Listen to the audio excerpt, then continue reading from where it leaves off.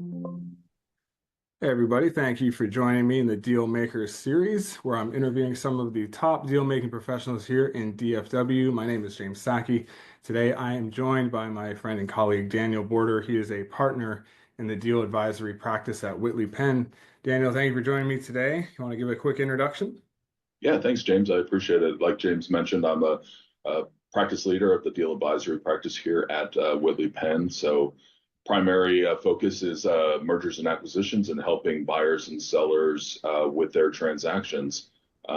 Primary work product is a quality of earnings analysis, but we do all types of consulting within our practice area as well. So, thank you very much, James, for the opportunity to speak today. Absolutely, absolutely. And thanks again for joining me. So let's get right into it. How would you describe the current state of M&A and deal making here in DFW?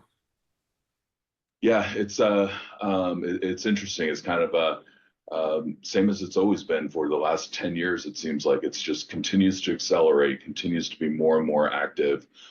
We have seen a significant uptick in deal activity within the past 6 months, I'd say, but it's always been extremely active. DFW is the premier place to be doing business in the country these days. Very, very pro-business climate. Our tax structures are very pro-business, and you see a lot of companies wanting to move to Texas because of that environment. And as such, the M&A market is definitely has a is able to capitalize upon that. So it's very robust all across Texas. We have offices in 8 different locations here in Texas and one in New Mexico. And all of our markets have seen significant activity.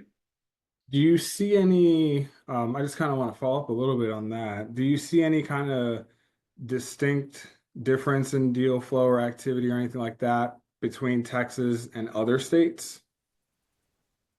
As far as deal flow activity, no, I don't necessarily see that. But given that our primary footprint is here in Texas, um, a lot of our clients are either in Texas or they're looking at buying companies in Texas, and so that has been the primary focus for us over the last year and a half, 2 years now.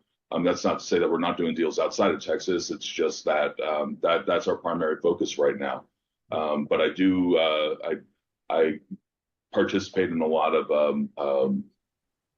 networking type groups outside of Texas, and my colleagues outside of Texas are also seeing a lot of activity going on. Additionally, I'm part of the HLB network of firms, and within HLB, we have a transaction services practice area where there's about 20 or so firms that participate in that specific practice area. And we get together, every couple of months, and they are all telling me that they are extremely busy as well. So lots and lots of activity. I think that we're going to continue to see record amounts of dry powder on the sidelines looking to do deals, record amounts of deal activity. Again, it's just going to continue to snowball. Yep, yep, for sure. That's always good to hear. So how is the current climate with interest rates? They were coming down. I think maybe they're going to pause a little bit this year, but what's the climate like with interest rates and now tariffs impacting deals? Are you seeing anything there? From an interest rate standpoint, I never really saw a significant impact in deal activity related to interest rates, really more just around deal structuring. We saw, given that a lot of the deals that we work in are financial sponsor related deals or private equity related deals, and that there is so much dry powder or capital sitting on the sidelines waiting to be invested. They've just tweaked their capital structure slightly. It hasn't really impacted their deal activity per se. It just meant that they didn't put as much debt on these deals. They waited for a better interest rate environment for them to ultimately recapitalize or refinance their debt. So what we're seeing is that deal activity really hasn't slowed down with regards to interest rates. It's just that the capital stack has changed up slightly. With regards to tariffs, I know that's been a significant talking point for the current administration and all throughout the campaign as well. We have really yet to see any sort of impact that it's really a threat of tariffs at this point. And we really haven't seen that, play out yet in the market. Honestly, I'm not sure that it would really significantly impact things other than maybe creating more domestic activity. But at the end of the day, that's really what we're focused on here anyway. Again, I don't really see tariffs impacting deals all that much just yet.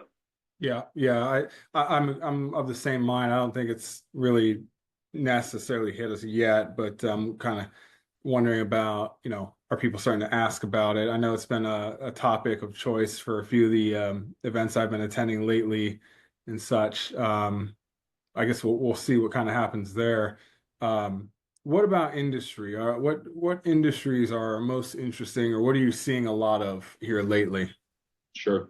Yeah, we're primarily industry agnostic when it comes to our focus, but being that we're in Texas, oil and gas is a very large industry for us. We're seeing a lot in construction and manufacturing and healthcare as well.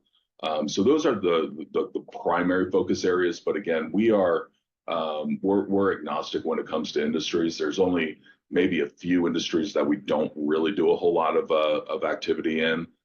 Banking would be one of those. They've got a different process that they would go through for M&A. But for the most part, we touch a number of different industries here. Interesting. And so let's kind of shift here a little bit. You touched on something a moment ago. I want to come back to it. As far as deal structure, and you were talking about you're seeing a little bit more debt, I think it was. What sort of deal structures are most popular lately? What are you seeing a lot of or getting a lot of inquiries about? Sure. In the middle market, which is where I focus a lot of my energy, the kind of saying out there is buyers like to buy assets and sellers like to sell stock. So there has to be a compelling reason for them to kind of come to an agreement on deal structures. And for the most part, probably the vast majority of the deals that I work on are asset type transactions. And then the IRS can kind of give special treatment to the valuation of those assets at the time of close. And so you can have an asset transaction that ultimately has the same benefits as a stock transaction at the end of the day. And then the buyer and seller just have to agree upon that. But as far as valuation goes, given that there is so much equity on the sidelines right now waiting to be invested, it is definitely a seller's market out there. And so value expectations are oftentimes significantly higher than they otherwise may be. And so what we're seeing is in order to bridge that valuation gap, we're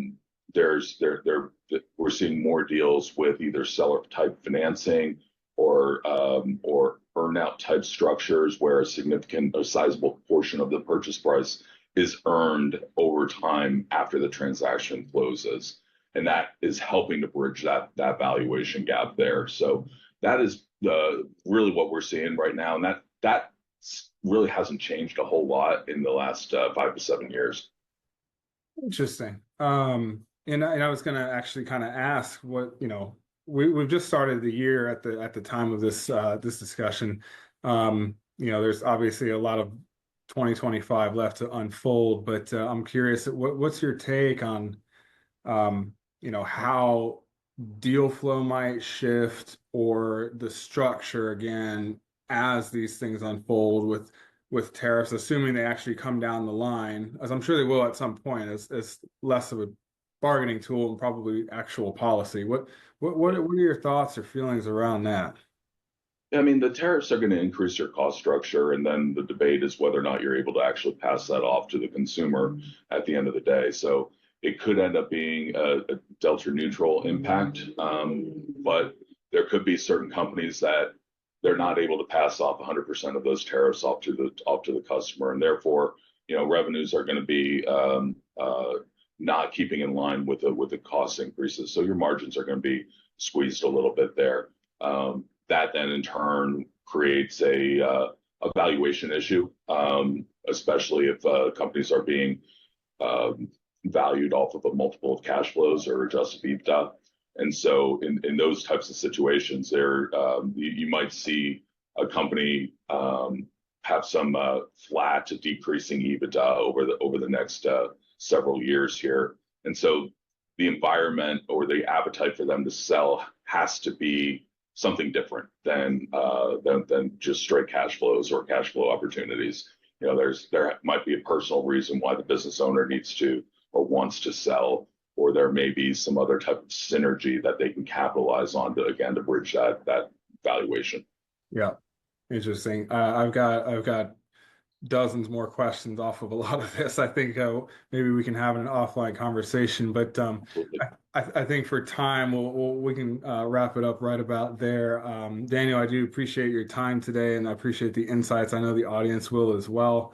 For those of you watching, you can check out some more of these interviews and more resources on my website, jamessackey.marketing. Thank you guys for tuning in. Thanks, James. I really appreciate it. Absolutely.